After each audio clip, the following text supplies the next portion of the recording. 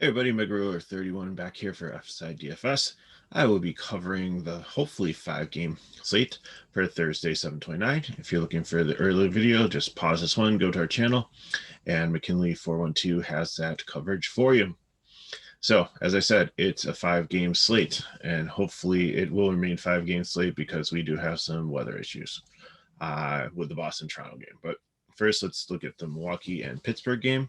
And this slate's actually going to come down to possibly to just 3 pitchers. And if Boston and Toronto gets rained out, you could have a lot of similar lineups because we'll try to go over like different ways we can zig and zag today, but it looks like it's going to be pretty straightforward for a lot of cash players. So Milwaukee and Pittsburgh, there is a little bit of a weather threat there, about 30% chance of rain up the first pitch, then tapering off. So maybe some light rain, probably get this one in. Peralta is probably going to be the number 1 pitcher on the slate. Comes in at 10K, having a good season. Pittsburgh lineup, they're in sell mode. They really just don't have it's a major league roster, but it's probably there's a lot of AAA teams that could beat them at this point. So they're riding out the rest of the season and gonna bring some young guys in, see how they are, and start maybe rebuilding for the future. Seems like the Pittsburgh is just this giant farm team. They just get these good guys and bring them up like McCutcheon a few years ago. Like they've had like really good pitchers come up here. Garrett Cole was there. And they just like groom them and get them ready for the major leagues and then send them out and make a lot of money. And I've always said they should have like if you follow soccer, should be like relegation. So the bottom 3 teams in the Major League Baseball should always drop down at the end of the season, and you can bring up the top 3 minor league teams. Maybe that would incentivize some of these teams to go and all out and try to be competitive year after year instead of getting a couple good players, keeping them until the contracts are about up, and then selling them off and making a lot of money with revenue sharing, and then starting the process over again. So, anyways, get off the soapbox, get back to the baseball. So, the Milwaukee Bats aren't in a bad spot here. It's a pretty cheap stack to have against Chad Krul. He's not a horrible pitcher. If you're looking for a cheap pitcher in GPP, I don't think you really need one. I mean, he's okay, but I do like some of these bats from Milwaukee, even with Yelich not in the lineup. Escobar could be there. He got traded from Arizona yesterday, and I don't know if he'll be in the DK pool yet or not, or eligible for anything. But if you look at the lineup, Wong and Nadames and Navarez, Garcia, Tellis, there's a lot of decent hitters here if you're looking for a cheap stack, if you want to be a little bit different than everybody else, or if you want some secondary pieces, they definitely work. Pittsburgh, I think I just stack, and it'd be like the ultimate YOLO stack and a 20 max, just in case Peralta has a bad game, but that Brewers bullpen's pretty solid behind him, so I wouldn't put too much into that. Okay, elephant in the room. Toronto and Boston. You have a 10.5 total, a pick'em game. You have winds blowing out at Fenway at about 16 to 20 miles per hour. That is incredible for offense. You have okay pitchers. You have Ryu and Eduardo Rodriguez. So I could see either one of them getting 15 DK points if this game does play. The weather might be more favorable for the pitchers if it is wet and cooler, even with the winds. But I don't know. I think it's very risky to play either one of these today. These offenses, like Toronto, which is super expensive, you have to, even to get a 5-man Toronto stack in, if you're looking at some of the top players and punting a catcher in every other position, you need to play 2 average pitchers. You can't get a top pitcher in. Tried to figure it out, go over it a little bit in the lineup breakdown, but it just doesn't work today. Toronto bats, definitely they're up against a lefty here in Rodriguez. So Springer, Guerrero, Semien, Bichette, Hernandez, like it's pretty much the whole team is in play. Same thing on the other side. You have righties against Ryu. Devers might not be in the lineup, but if that happens and that pulls some of these better guys or some of these other guys up a little bit. So Renfroe probably bat fourth, Vasquez at catcher, who's pretty expensive at 4K, batting fifth.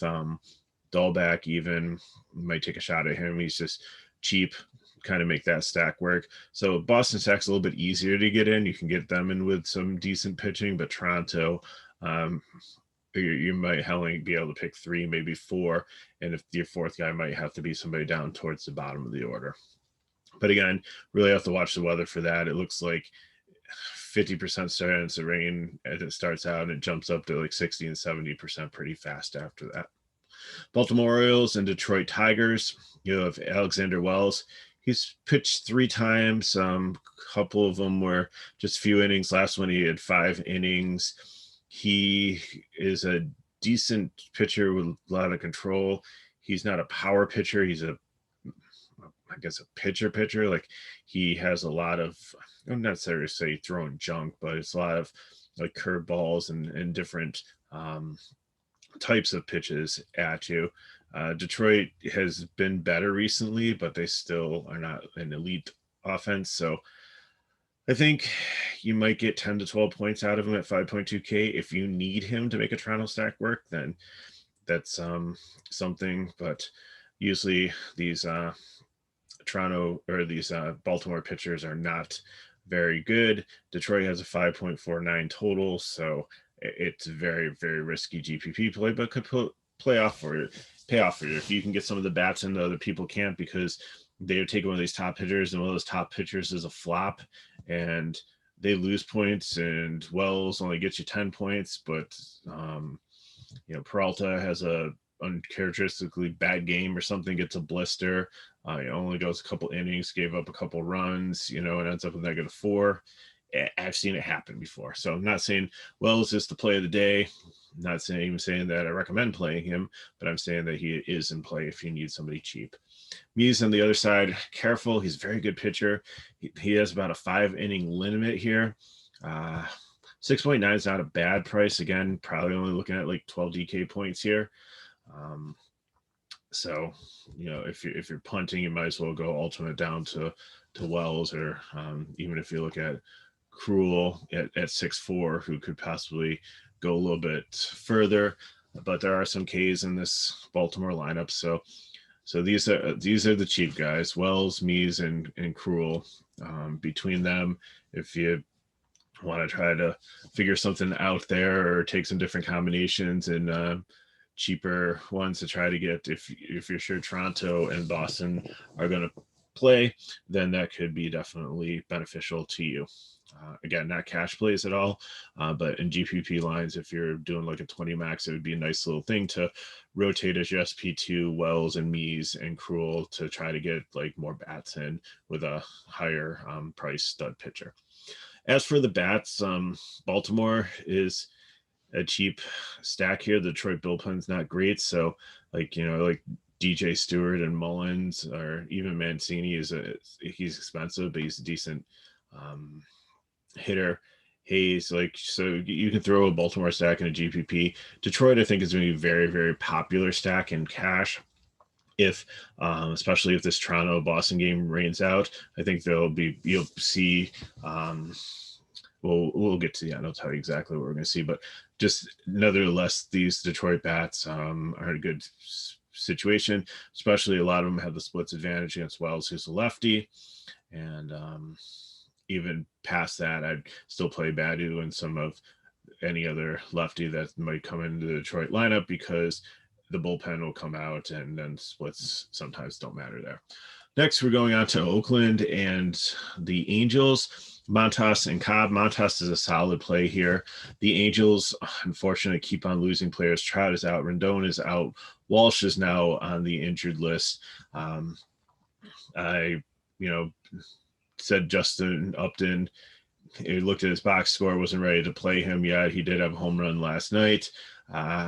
Still a little bit skeptical. Still want to see a little bit more, but he's back in lineup. Ohtani had another home run. Like I said, even when they changed pitchers, when the guy got scratched because of COVID on the Rockies yesterday, it's just Ohtani is just having a great season. Fletcher continues to be solid also. So there's some nice pieces here on this LA team, but not enough to really scare me off of Montas. So I think he might be my favorite pitcher on the slate if I'm, not playing up for Peralta. I think at 9K he's definitely reasonable there. Cobb on the other side, he did get scratched last time due to an injury. I think he has a finger or something. He is supposed to be back and ready to go. So at 7-8, Oakland has gotten better. They added Sterling Marte to their lineup. So there's another bat towards the top. And there are still some strikeouts towards the bottom of the lineup, like Andrews and Chapman. So I'm okay playing Cobb. I think, if you need somebody in the mid range, he'd be a decent play there. But definitely like Montas in this situation against the Angels. A's, if you want to stack them, I think it's a GPP. I think they'd have very low ownership. Angels, again, like I said, it's hard because you got to look at the lineup and just figure out which pieces do you really even want to get into a 4-man stack or a 5-man stack. You don't really have Marsh is the only like lefty that's really left in this lineup, or Eaton. So, and the A's bullpen's okay. So I don't know. Maybe some one-offs here and there. If you can fit Ohtani in the lineup, then that's fine. But other than that, like Fletcher, I love for this consistency, but now he's up to 4-3. I liked him better when he's under 3K. So probably not playing too many Angels today. Final game of the Colorado Rockies and the San Diego Padres. A little bit scared here because we saw what happened with Washington yesterday. Turner gets stretched with COVID and the game gets canceled the next day because of COVID. You had a pitcher last night that was scratched because of COVID. They did play the game, but who knows with contact tracing and stuff today, if more of these players can be out. Hopefully this game plays, because if we lose this game and we lose the Detroit-Toronto game, Boston-Toronto game, this slate just could be insane. Keep an eye on the Rockies too, and anybody here for Major League Baseball. Like, the word of the day for the next couple of days is trade deadline, and like Story has been some rumors of him moving. Anybody in this Colorado team could be going, and I think San Diego is pretty safe, and they've made some moves already, so their team should be good to go. Kyle Freeland, he's the only pitcher I'm not going to recommend, just because he's up against a great offense. He's got a huge he's not a really high strikeout guy, so I think it's going to be a huge task for him today against this San Diego team. And Musgrove on the other side, I think, is going to be one of the chalkiest pitchers on the slate, coming in at 8-2 against this Colorado team that is just horrible outside of Coors. They have a huge ballpark downgrade. Petco is not, the hitting park that Coors is. So I think Musgrove is probably going to be the highest owned pitcher on the slate, and then people are going to pair him with like Montas and Peralta. So here's what probably happens if Toronto and Boston gets rained out. Your SP1 is going to be either Montas, if you want to save, or Peralta, and Musgrove's probably going to be everybody's SP2. Then it's going to be a combination of Detroit and San Diego Padres and a punter catcher. It pretty much, that's what the build's probably going to come down to. But if everything plays, let me just go over pitchers and stacks. So favorite would probably be, it's close between Peralta and Montas. I kind of like the savings on Montas, but Peralta has a much better matchup. So I'll just have to see where my build leads me on those two, but those two are definitely the top two. And if you can fit them both in if you go more of a Detroit stack with a couple of San Diego pieces, that definitely makes a lot of sense here. Musgrove, I think is decent, SP2 if you're not going the two top guys. Cobb, if you want a little bit of contrarian play, I think is a good mid-range one. If the game plays between Boston and Toronto, Ryu and Erod, I think are in play. If in tournaments, I'd go Ryu over Erod. Mies, I think, would definitely be my favorite low one, but he only gets 5 innings. But I think he has enough K upside and is the best pitcher out of them. And then Crow and Wells, like I said, those three, if you wanted to play Peralta, Montas, and rotate those three and try to get a lot of high-end bats in, I think that works. Stack-wise, definitely Toronto number 1, but way super expensive. Boston would be number 2. San Diego would be number 3. And I think what's going to happen is you can, when you build your lineups, if you build with Boston or Toronto, then it's just very simple to throw in San Diego because they're the late game if you sense that that game's going to get postponed or it's not going to play. Hopefully it will get it called like sooner rather than later. Milwaukee would be the next stack there. For cheap GPP stacks, I think Baltimore would be the favorite. I know they have Mies, but then they have the Detroit bullpen after that. Oakland would be next. LA, but it's kind of hard for pieces. I think Colorado's interested in, like, Musgrove has had a couple rough games this season. So if for some reason the Colorado bats come alive and they get to them early, I think that would definitely be a contrarian GPP leverage play. Detroit, I think, is going to be the chalk cheap stack. I think you're going to see a lot of Detroit, San Diego, or Detroit bats mixed in with like Toronto and Boston if they play, and then Pittsburgh would probably be the ultimate YOLO stack there. So looking at builds, if I'm trying to get the Blue Jays in, here's how I would try to do it.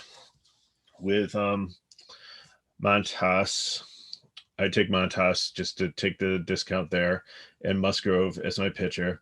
Wins, I hope he plays for Baltimore because he's a 2K catcher. There's not really many low price catchers, so if that goes out the window, then you might have to drop from Musgrove down to Cobb or Montas down to Cobb as pitcher, just might only be able to take 3 of these guys. So right now I have Vlad in there, Bichette, T. Hernandez, and Springer. I think those are the priorities just based on like how they've been doing recently and the pricing. I mean, if I took, I think Simeon's $100 more than, yeah. So Simeon's $100 more than Bichette. So I'm dropping Simeon from the stack. If you can fit him in, that's fine. But you pretty much, if you're taking Montas, Musgrove, and Wins, and you're taking the 4 guys I said, you only have $2,700 between the other ones. So look at Baltimore, look at Detroit, if maybe in Pittsburgh, since we're not playing Peralta. So, or no, you don't want Colorado because you're San Diego pitcher. So, fill in with cheap bats. Detroit would definitely be the priority there. Milwaukee would be second, and then Baltimore would be third, and then Pittsburgh, Colorado would be fourth. No, don't go Colorado because it's got the Musgrove. So that would be how to get Toronto in. You can even, if you want to throw in some of the lower guys in Toronto, just with the wind going out, if any of them make some contact with it, that ball could go flying. And looking at the Red Sox, this one's a little bit easier with Montas and Musgrove. Win again at catcher, but if you can manipulate it to get the Boston catcher in, if he's batting like in the 5th spot, that's decent. But I think I'll take a shot on Dahlback. I know he's been struggling. He's only 2,400 again with the wind. He's been, but it might be a better situation now that I look at it.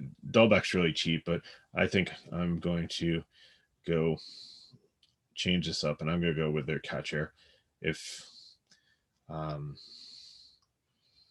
So it's probably going to be Vasquez at 4K, which I can still fit in here. So I'm leaving first base open. So I'm going to go Vasquez, Hernandez. I'm going to go Xander, JD, and Renfro. That's going to be my lineup. And that leaves me 3,100 per player. And if I throw like a DJ Stewart in the outfield, who's a 2,600, let me just plug that in here. Gets a splits advantage there. That gives me 33 for first base and third base, and that's reasonable. There's players that I can find there, so I feel good about that. And like I said, I'm not going to go over the San Diego Detroit build. It's pretty simple to figure out.